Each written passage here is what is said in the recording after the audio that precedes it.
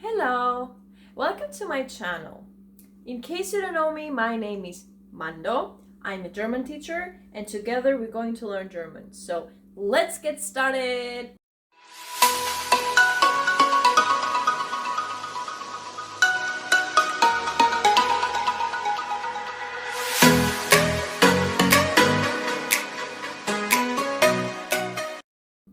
So today we're going to talk about something which is very important in German.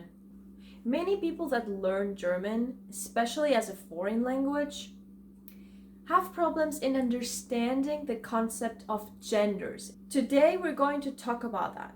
It's very important to understand, as we have talked before in the previous video, that there is the masculine, feminine, and neuter gender. Therefore, today I'm going to share with you guys some tips and tricks so that you can distinguish the German genders. Let's start this video with something that is very important. There are some categories of nouns that automatically belong to a certain gender. There are also, in addition to those categories, some endings that, when the nouns have, automatically also belong to a certain gender. Let's start with the masculine nouns. Well, the first group, the first category of nouns is the nouns that have already this natural gender inside them. For example, we have the people and animals that are already male. In this case, we use der. For example, der Mann or der Hund.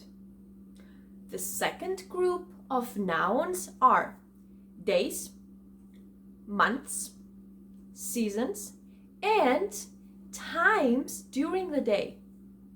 For example, der Montag, der Januar, der Winter und der Morgen. But be careful, die Nacht. Next, we have nouns that belong, that are related to the weather. For example, der Regen, der Wind, but die Wolke. In addition, cardinal directions in German are also masculine. For example, der Osten, der Westen, der Norden, der Süden. Alcohol drinks are also masculine. Der Wein, der Schnaps, but das Bier. The last group of nouns that have a masculine gender are also the jobs of people that are men. For example, der Maler, der Lehrer, der Mechaniker, der Präsident. As we said before, in addition to those nouns, to this group of nouns that are masculine, we also have some endings. And every time you see those endings, you see nouns with those endings, then you will know for sure that these nouns are masculine, so belong to the masculine gender. For example, Ismus as in der Realismus, Ing as Liebling, Ohr as in Motor. With these three endings, we know for sure that the noun is der, is masculine. But there is one more ending that usually, in most of the times, but not always, is der, so is masculine. And this ending is the ending er, okay? For example, der Koffer. Now let's move on to the feminine nouns. As we said before, the nouns that refer to a male person or a male animal are also masculine. That's exactly what we do with the feminine gender as well.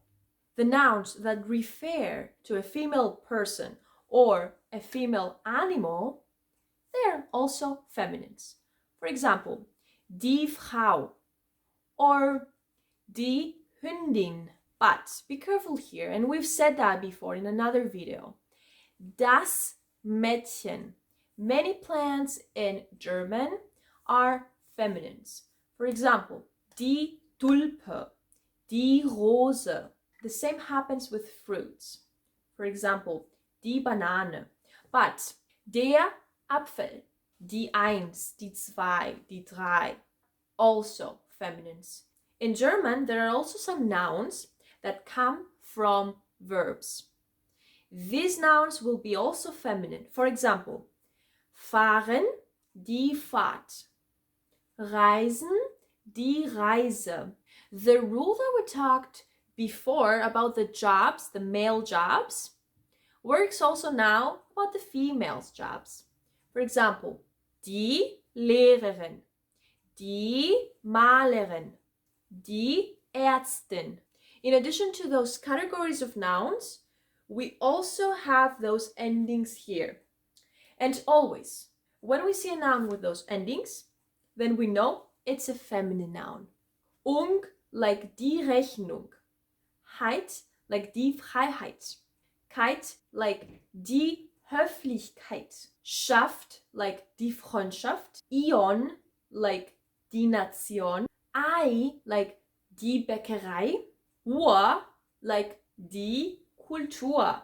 Ik, like die Gymnastik. Tät, like die Universität. Finally, we have an ending which most of the times indicates that the noun is feminine, but not always. This ending is the ending I. So for example, die Lampe. So let's finish this video with the neuter nouns. In German, there are also some nouns that come from the verbs, but are still like the infinitive form of a verb.